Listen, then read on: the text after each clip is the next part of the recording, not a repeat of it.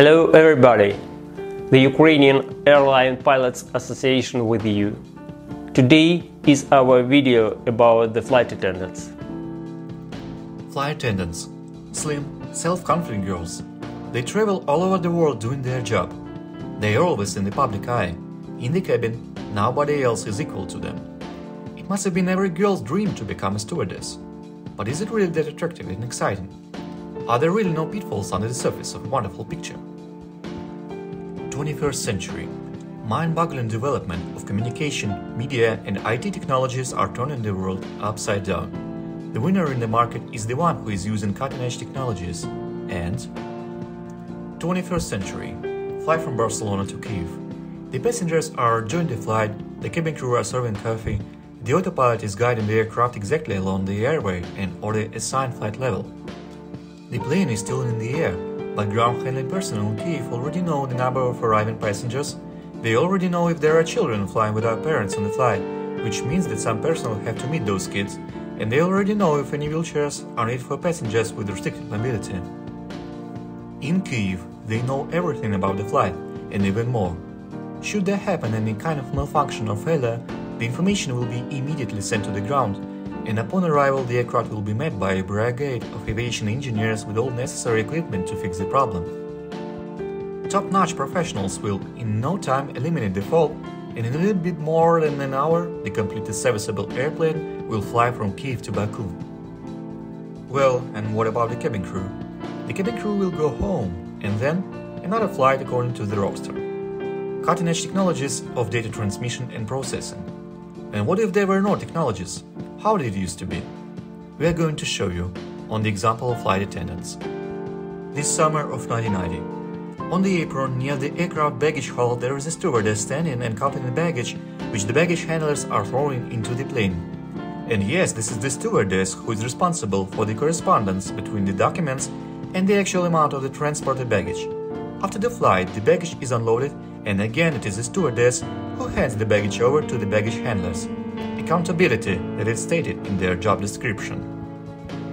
It's not a beautiful picture, but it's okay, never mind. But it will be much scarier if we imagine wintertime, not summer.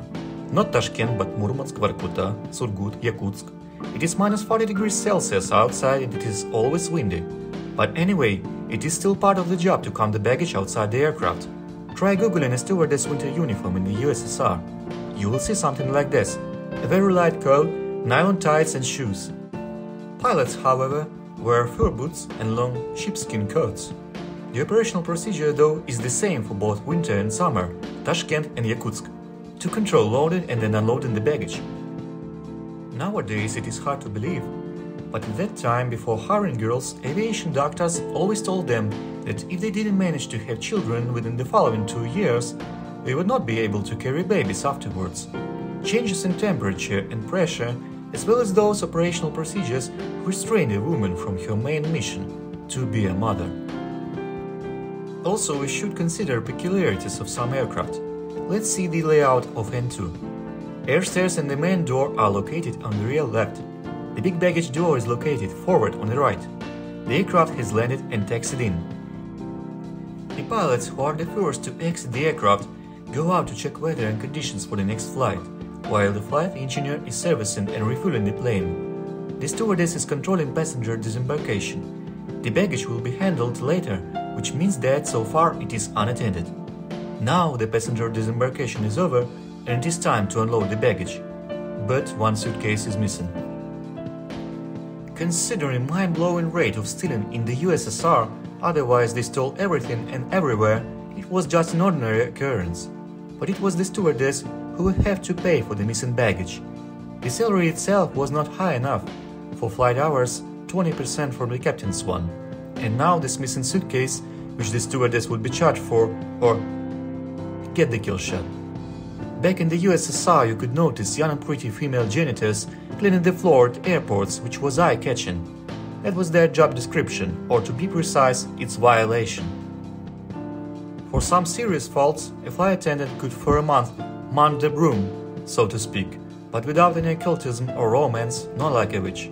But with a mop, a rag and a brush they could have to clean terminals. But now we have new technologies, and there is even no need to count passengers. Now, thanks to different logistics, there is no need for a stewardess to be standing on the apron counting the baggage. Modern aircraft are advanced and sophisticated, and there are no dramatic changes in pressure or temperature.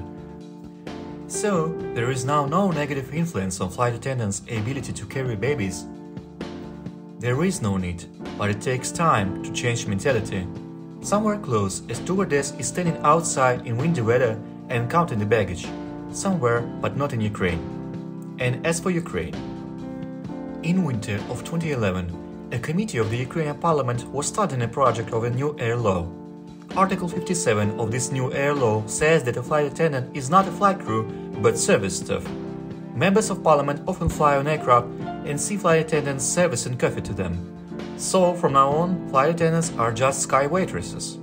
And there were very few people who intended to convince the MPs in the opposite. Eventually, traces of that Soviet look at the human individuality were fixed in the draft of the main aviation document of the country. And they would have become a law unless these two facts. First, a very persistent position of flight attendants' trade union and pilots' trade union about this issue in the committee of the Ukrainian parliament. Second, with the company entry into aviation market of Ukraine. Where is the connection? The answer is very simple.